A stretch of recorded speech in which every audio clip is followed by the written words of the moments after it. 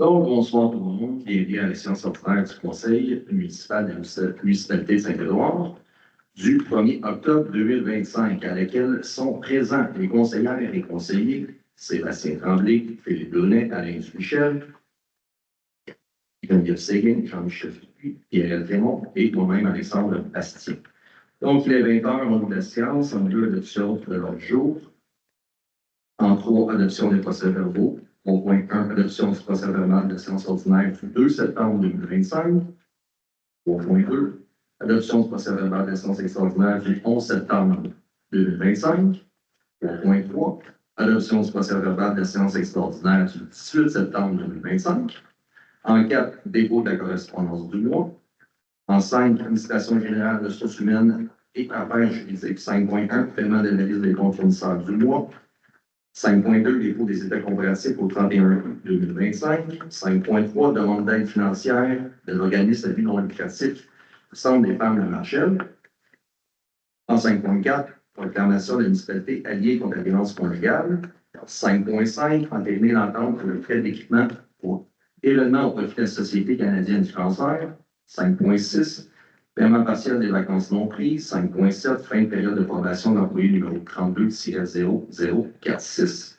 5.8, ajustement du taux de la taxation spéciale, règlement 2004-181, année 2026, 27 et 28. 5.9, modification du règlement d'emprunt numéro 2025-358, décrétant un emprunt afin de financer l'acquisition d'un facteur pour les travaux publics. On rajoute le 5.10, offre à la députée provinciale, Mme Carole Mallette, d'accueillir son bureau satellite à l'intérieur de nos locaux municipaux.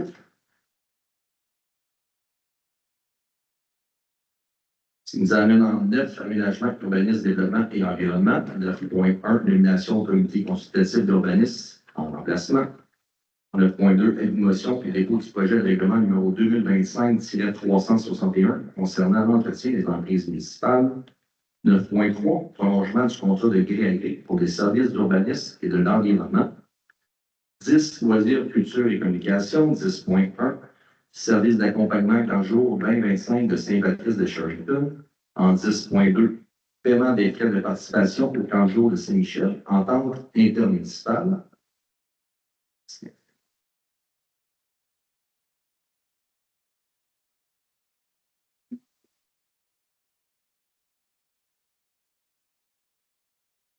En 10.2, paiement des frais de participation au camp jour de Saint-Michel, entente intermunicipale.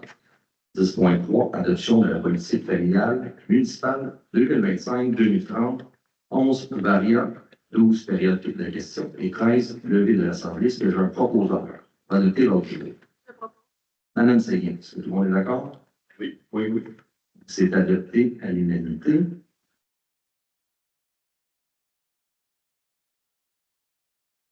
En 3.1, adoption du procès-verbal de la séance ordinaire du 2 septembre 2025.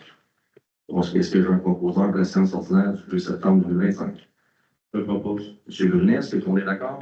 Oui. Adopté à l'unanimité. 3.2, adoption du procès-verbal de la séance extraordinaire du 11 septembre 2025. Est-ce que j'ai un proposeur? Je propose. M. Tremblay, est-ce que tout le monde est d'accord? Oui. C'est adopté à l'unanimité. En 3.3, adoption du procès-verbal de la séance extraordinaire du 18 septembre 2025. Est-ce que j'ai un proposeur? En Raymond, est-ce que tout le monde est d'accord? Oui. Adopté à l'unanimité. En 5.1, paiement de la liste des fournisseurs du mois. Donc, les fournisseurs du mois, la liste, le montant s'élève à 267 541 et 48. Est-ce que j'ai un proposeur? Je propose. M. Brunet, est-ce que tout le monde est d'accord? Oui. C'est adopté à l'unanimité. Ce qui nous amène en 5.3, demande d'aide financière de l'organisme à but non lucratif, Centre des femmes de Marchel. Désolé, 5.2. Dépôt des états comparatifs au 31 août 2025, point très important. Donc, la municipalité a l'obligation de déposer ses états comparatifs, étant donné que nous sommes dans une année d'élection, on le fait en date du 31 août 2025. Donc, ici, il est proposé de déposer les états comparatifs au 31 août 2025 et que le rapport soit classé sous le numéro 2025 de revue. Est-ce Est-ce que le proposeur le 5.2? M. Tremblay, est-ce que tout le monde est d'accord? Oui. Adopté l'unanimité. 5.3, on est à demande d'aide financière de l'organisme à but non lucratif, le Centre des femmes La Margelle. Donc, la Margelle a transmis une demande d'aide financière à la municipalité. Et en conséquence, la municipalité autorise la demande de don et planifie un montant de 250 $ pour eux. Est-ce que j'ai un proposeur? Je propose. Est-ce que tout le monde est d'accord? Oui, oui. Adopté à l'unanimité. 5.4, proclamation de la municipalité alliée contre la violence conjugale. Donc, la municipalité a reçu une demande de la Maison d'aide et d'hébergement de la ressource afin de faire la proclamation alliée contre la violence conjugale. Donc, il y a plusieurs éléments là, qui venaient soutenir cette situation-là, en fait, cette demande-là. Entre autres, que malgré tous les efforts qui sont faits, la violence conjugale existe toujours et constitue un frein à l'atteinte de l'égalité de tous. Donc, et que la municipalité est un gouvernement de proximité, puis qui a lieu d'appuyer les efforts du regroupement de la Maison des femmes victimes de violences conjugales et de cette maison membre pour sensibiliser les citoyennes et les citoyens contre la violence conjugale. Donc, résolution est de proclamer Saint-Édouard, la municipalité alliée contre la violence conjugale. Est-ce qu'il y a un proposeur? Je propose. Madame Raymond, est-ce que tout le monde est d'accord? Oui, oui. Adopté à l'unanimité. En 5.5, entériner l'entente pour le prêt d'équipement pour l'événement au profit de la Société canadienne du cancer. Donc, la municipalité a reçu le 16 septembre une demande. À ce moment-là, on a posé des questions au conseil, et puisqu'on n'avait pas de séance au moment de l'événement qui était prévu pour lieu le 28 septembre, le conseil qui était présent là, au moment de la question était majoritairement favorable au prêt d'équipement. Donc, la municipalité a fait ce prêt qui est de l'équipement audio, en fait, en vue de l'événement qui était au profit de la Société canadienne du cancer. Donc, ici, il est proposé, résolu d'entériner l'entente de prêt de matériel municipal pour un événement qualitatif au profit de la Société canadienne du cancer, qui est un événement organisé par Mme Gagné, qui a eu lieu le 28 septembre 2017. C'est le proposeur. Je propose. M. Dupuis, est-ce que vous êtes d'accord? Oui. Oui. C'est adopté à l'unanimité. 5.6, paiement partiel de vacances non prises. Donc, ici, on parle de l'employé qui est moi-même. Edith Letourneau. Donc, si l'employé vise à obtenir le paiement direct d'une partie de ses vacances qu'elle ne peut pas utiliser afin de débuter la nouvelle année dans des conditions raisonnables au niveau de la quantité de bandes d'heures qu'il faut qu'il soit pris. Donc, ici, il est proposé et résolu par le Conseil d'autoriser le paiement de 60 heures de vacances à l'employé Edith Letourneau, conformément à la politique interne et dispositions applicables. Est-ce qu'il y a un proposeur? Je propose. M. Tremblay, est-ce que tout le monde est d'accord? Oui. C'est adopté à l'unanimité. On comprend, Mme Letourneau, que vous travaillez beaucoup, mais on sait le prendre aux vacances. Vous avez le droit, mais merci de consacrer autant de temps à la gestion de la municipalité. Donc, ce qui nous amène en 5.7, fin de période d'approbation d'employé numéro 32-0046.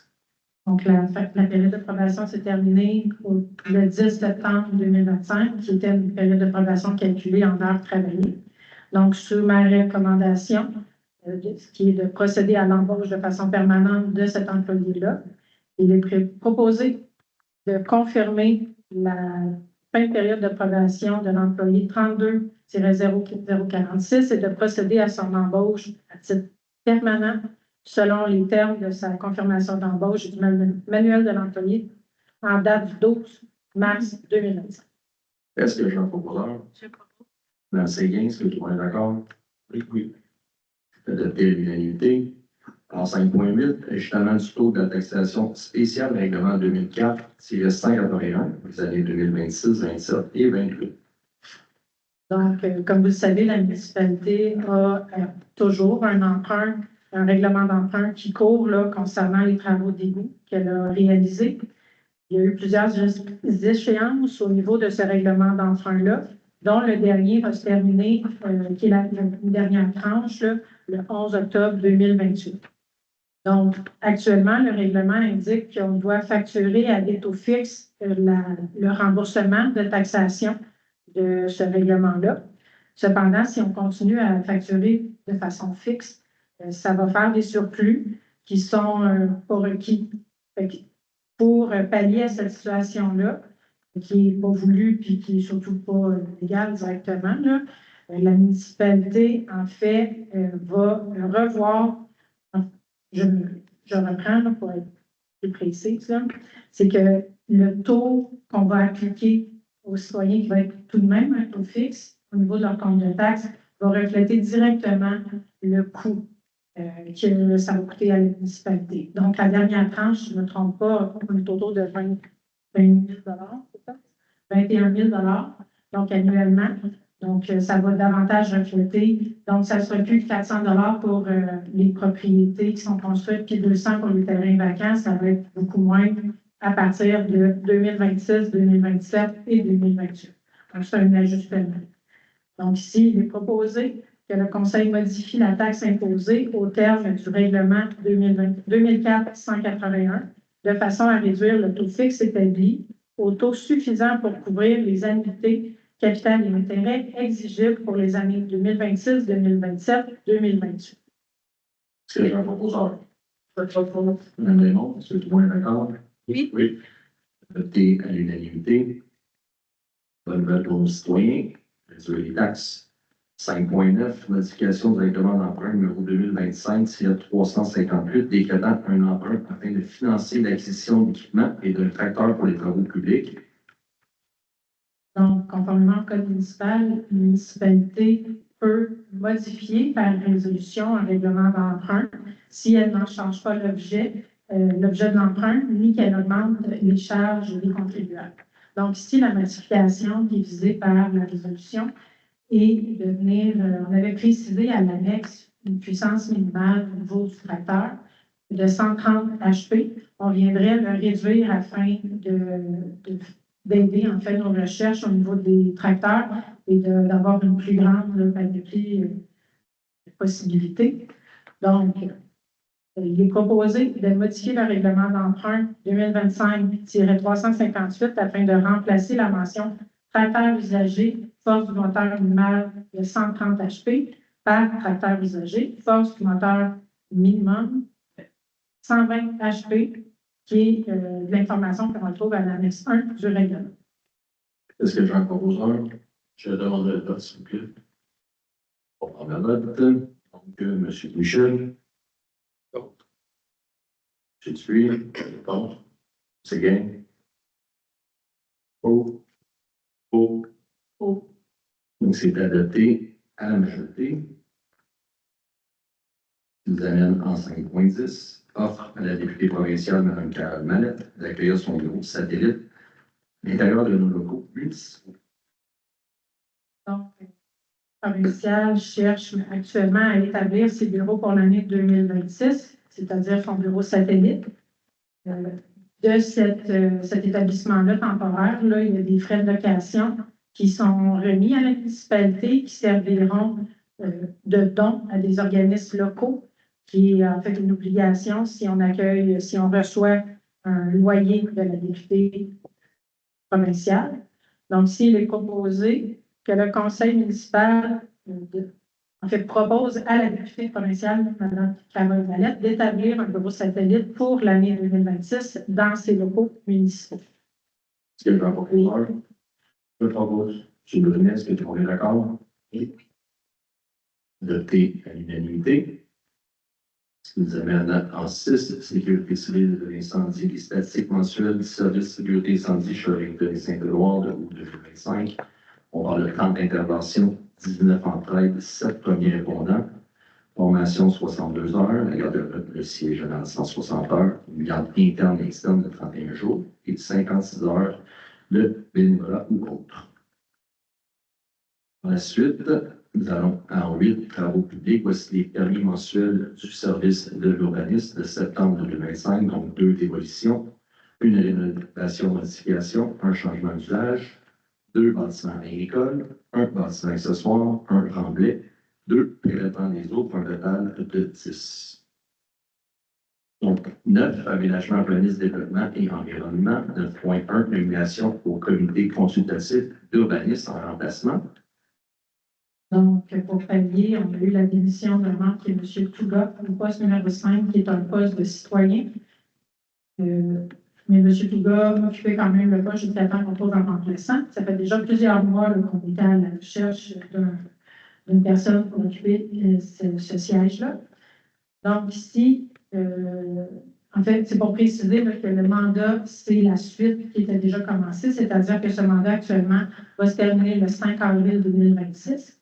Donc, il est proposé de nommer M. Simon Nadeau à titre de membre citoyen du comité consultatif d'urbanisme au poste numéro 5 de la municipalité de Saint-Édouard pour la durée résiduelle du mandat en cours, soit jusqu'au 5 avril 2026, et que M.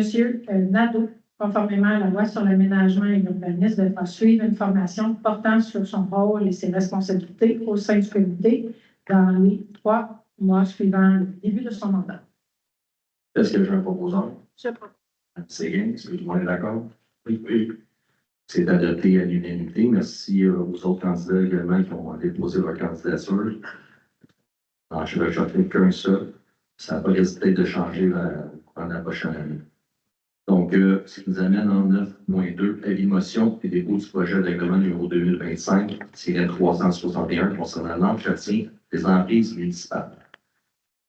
Donc, le règlement était disponible à l'entrée, le projet. Donc, en premier lieu, le règlement vise à gérer la partie de l'emprise municipale qui est située entre la rue, entre le pavage et le terrain privé.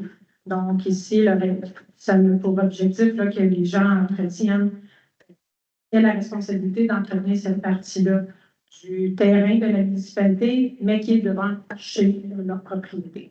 Donc, en premier lieu, on a besoin de quelqu'un qui donne l'avis de motion. Motion. Je suis Tremblay. Et pour le dépôt du projet, le dépôt de M. Brun. Merci. 9.3, prolongement du contrat de service gris pour les services de l'urbanisme et de l'environnement. Donc, on considère ici la résolution qui a été adoptée pendant la séance extraordinaire du 23 juin 2025 qui octroyait un contrat à la firme Apper pour une durée de 3 mois. Actuellement, on a encore un besoin au niveau de l'inspection municipale et du suivi des dossiers en urbanisme. Donc, à ce niveau-là, on doit continuer à offrir le service aussi aux citoyens. Donc, il est proposé d'autoriser la prolongation du contrat de service avec la firme Apper pour une période additionnelle dont la date de fin sera déterminée par la direction générale selon les besoins opérationnels sans excéder le 28 novembre 2025, ce qui équivaut à 7 semaines supplémentaires, ce qui équivaut à un montant maximal de 19 105 $. Est-ce que j'ai un proposeur? M. Tremblay, c'est tout le monde d'accord? Oui. Adopté à l'unanimité. En 10, loisirs, culture et communication. 10.1, service d'accompagnement, 15 jours 2025 de Saint-Patrice de Sherbrooke. Donc, on considère ici que la municipalité n'offre pas de camp de jour et que les enfants résidents de Saint-Édouard, un enfant, entre autres, résident de Saint-Édouard, il peut en avoir plusieurs, mais ici, c'est pour un seul, nécessite un accompagnement individuel. On considère aussi que la municipalité de Saint-Patrice de Sherbrooke a accepté l'inscription de cet enfant-là au cours de son camp de jour cette année, à condition que les frais d'accompagnement soient assumés par la municipalité de Saint-Édouard et que le conseil municipal a été informé de cette situation lors d'un caucus, que les frais d'accompagnement s'élèvent à 2 899,87 $. Donc ici, il est proposé d'autoriser le paiement des factures qui sont de la facture qui est en lien là, avec le service d'accompagnement offert lors du camp de jour estival par la municipalité de Saint-Patrice-de-Sherbrooke pour un montant de 2 899,87 $. Est-ce que j'ai un proposeur? Je propose. Un même mot, est-ce que tout le monde est d'accord? Oui. adopté à l'unanimité. En 10.2, paiement des frais de participation au camp de jour de Saint-Michel, entente intermunicipale. Donc, vous le savez, on a une entente avec la municipalité de Saint-Michel pour offrir des places à nos citoyens au camp de jour de la municipalité de Saint-Michel. Par la suite, il y a un paiement qui vient avec cette entente-là. Donc, ici, on parle d'autoriser le paiement des frais de participation des enfants de Saint-Édouard au camp de jour de Saint-Michel pour l'année 2025 pour un total de 2 825 $. Est-ce que j'ai un proposant? C'est bien, est-ce que tout le monde est d'accord? Oui. C'est adopté à l'unanimité. En 10.3, adoption de la politique familiale municipale 2025-2030. Il est entendu que la municipalité de Saint-Édouard a participé à une démarche concertée avec plusieurs municipalités de la MRC des Jardins de Napierville visant la mise à jour de sa politique familiale municipale, que cette démarche a permis de consulter les citoyens, les élus, les employés municipaux et les organismes du milieu afin de mieux cerner les besoins et les réalités des familles du territoire, que la politique familiale municipale de 2025-2030 reflète les valeurs de solidarité, d'entraide, de respect et de sentiment de communauté et propose des orientations claires pour améliorer le cadre de vie des familles. Entendu que le document final inclut un plan d'action triennal structuré autour de 2 grandes orientations, un environnement durable, sécuritaire et adapté aux besoins des familles, des services accessibles, évolutifs et ancrés dans la communauté. Donc ici, en fait, il est proposé que le Conseil municipal de Saint-Édouard adopte officiellement la politique familiale municipale 2025-2030 telle qu'elle nous a été présentée. Est-ce que j'ai un proposant? Je le propose. M. Brunet, est-ce que tout le monde est d'accord? Oui. Oui. Adopté en l'unanimité. Merci. Ce qui nous amène en 11, Varia. Donc, comme c'est notre dernière séance, je vais prendre un moment pour exprimer ma gratitude à toutes les personnes qui ont contribué à ces 4 dernières années de mandat. D'abord, je tiens à remercier sincèrement les membres du conseil municipal qui ont siégé à mes côtés. Sans vous, notre municipalité ne serait pas là où elle est aujourd'hui. Donc, merci beaucoup. Votre engagement et votre dévouement ont été essentiels. Je souhaite également remercier la directrice générale, Mme Edith Détourneau, ainsi que toute son équipe d'avoir su nous épauler avec professionnalisme et rigueur tout au long de ces années. Merci pour votre soutien indéfectible. Immense merci aux citoyens de Saint-Édouard. Votre confiance et vos encouragements nous ont donné la force de continuer, de nous battre pour le présent et l'avenir de notre belle municipalité. C'est avec vous que nous avons avancé. Je n'oublie pas nos familles qui nous ont soutenus tout au long de ce mandat. Certains de très près, d'autres un peu plus à distance. Merci de nous avoir soutenus mentalement et physiquement, car vous savez, s'investir en politique municipale, c'est une tâche exigeante et parfois ingrate. On ne fait pas toujours l'unanimité, on le fait pour le bien commun. Être élu, ce n'est pas pour répondre à nos besoins personnels, mais pour servir la communauté. Cela signifie souvent mettre nos propres intérêts de côté pour faire avancer ceux de l'ensemble de la population. Les décisions que nous prenons ne sont jamais pour une seule personne ou un petit groupe, mais pour tous. Lorsque je suis arrivé en poste, mon objectif était clair, amorcer la modernisation de nos infrastructures, et je suis fier de dire que nous avons livré la marchandise. L'achat et la mise aux normes du garage municipal, la modernisation du chemin Saint-Édouard, des ponceaux, des étangs aérés, sans oublier le site Internet, le panneau numérique, les serveurs, les séances du conseil maintenant numérique et en ligne, et bien plus encore. Nous avions aussi fait une promesse aux citoyens, redonner à Saint-Édouard sa lettre de noblesse au sein de la MRC. Et je crois que nous avons réussi grâce au respect, au partage, aux projets et aux ententes conclues avec les autres municipalités. Je peux vous dire haut et fort que Saint-Édouard a bien été défendu et bien représenté à l'extérieur de son territoire. Je tiens également à remercier mes collègues des 11 municipalités de la MRC. Ensemble, nous avons développé de belles relations professionnelles et j'espère qu'elles perdureront dans les années à venir. Enfin, je souhaite bonne chance à tous les candidats et candidates qui se présenteront aux prochaines élections. Que votre engagement soit guidé par le désir sincère de servir votre communauté. Donc, un grand merci à tous Et merci à tout le monde d'avoir siégé durant ces 4 dernières années. Ce qui nous amène à la période de questions. Donc, si vous avez une question, vous pouvez vous lever et poser votre question. Juste nommer votre nom.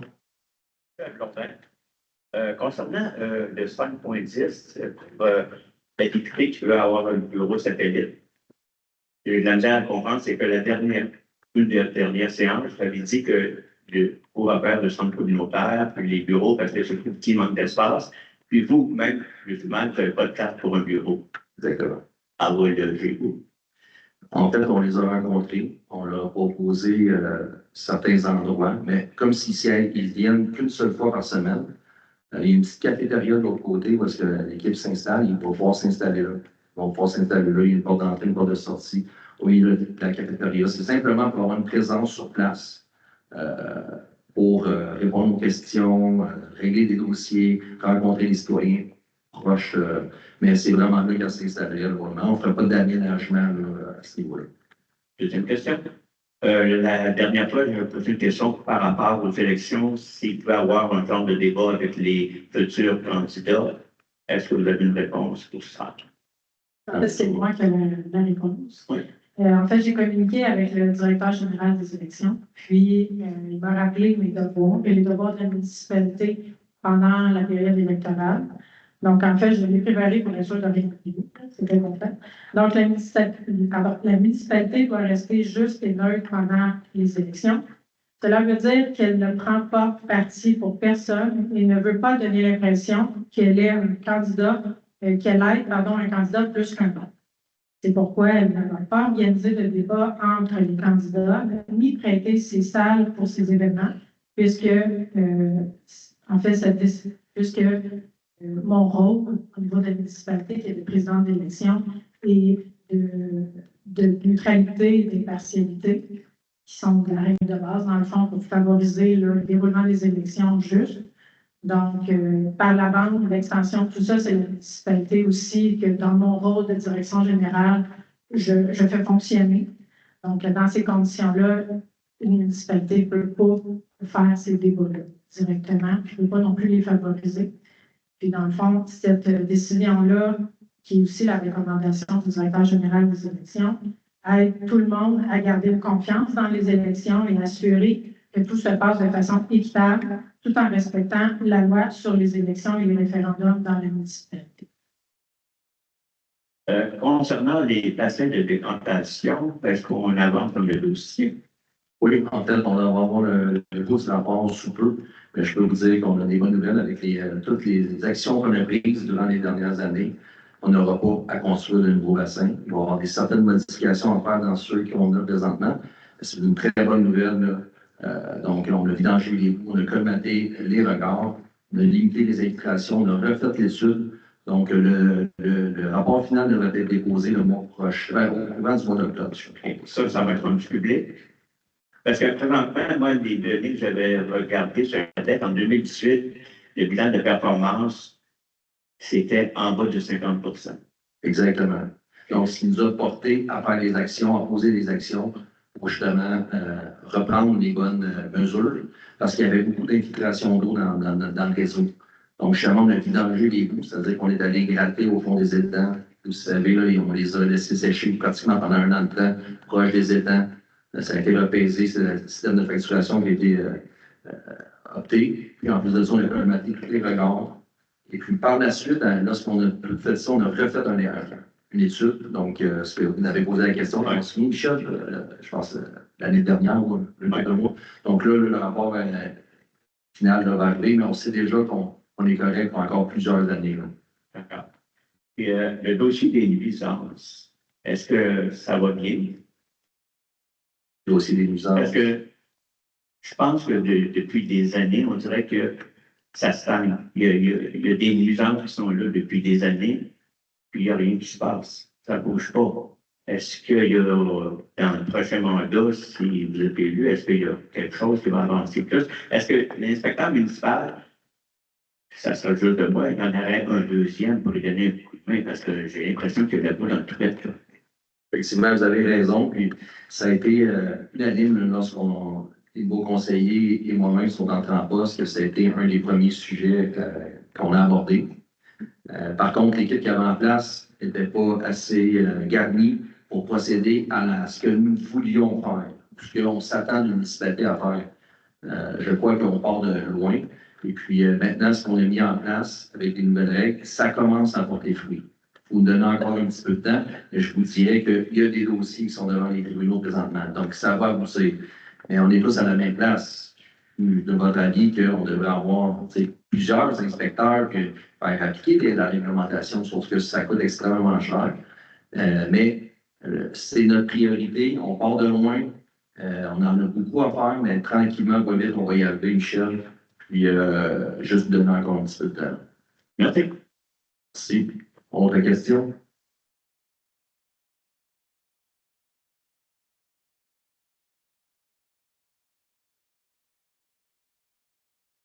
Bonsoir, Chantal.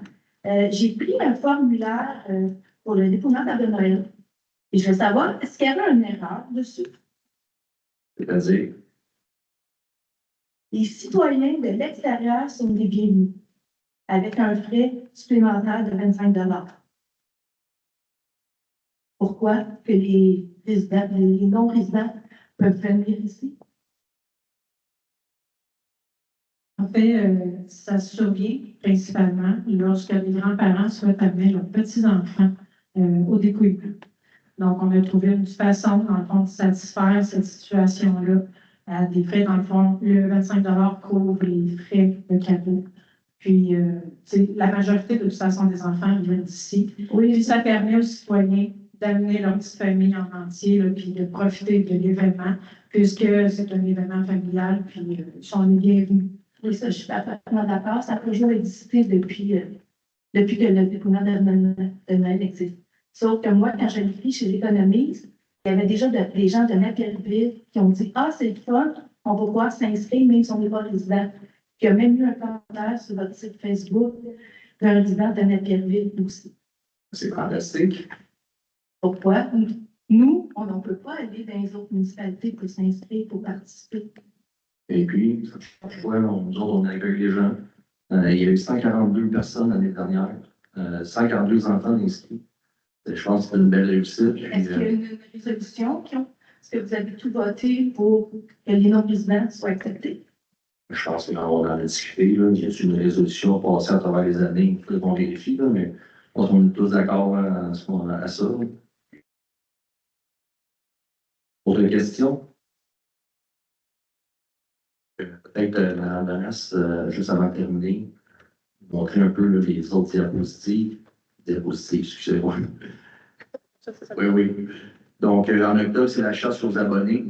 Au niveau de la vidéo, abonnez-vous, réabonnez-vous à votre bibliothèque et courez la chance de gagner des superbes prix. Également, comme Mme Dorel vient de nous parler, le dépouillement de l'arbre de Noël de 2025, l'inscription de vos enfants de 0 à 10 ans jusqu'au 24 octobre. Cette année, on a une nouvelle formule. On essaie de se renouveler à chaque année, d'offrir une diversité à notre population et à leurs amis et familles de l'extérieur de la municipalité. Donc, n'hésitez pas. Je sais qu'il y a eu des enjeux avec Post Canada. Donc, oui, les formulaires sont disponibles en ligne ou à la municipalité. Il y en a au chalet et loisirs, ça se peut. Et on les distribue à l'école. Également, l'Halloween, comme vous avez pu remarquer, on a installé des citrouilles, des fleurs à l'extérieur. On a eu une belle commandite à ce niveau-là. Et puis, le soir de l'Halloween, devant le centre communautaire, de 17h à 19h, il va y avoir une distribution de bonbons. Également, nous invitons à venir créer un signet personnalisé, donc un atelier de bricolage le 8 novembre à 9h à la bibliothèque municipale. Venez partager un moment créatif et convivial. Donc, si vous voulez vous inscrire à la bibliothèque ou au poste 450-454-6333, poste 26 à la bibliothèque.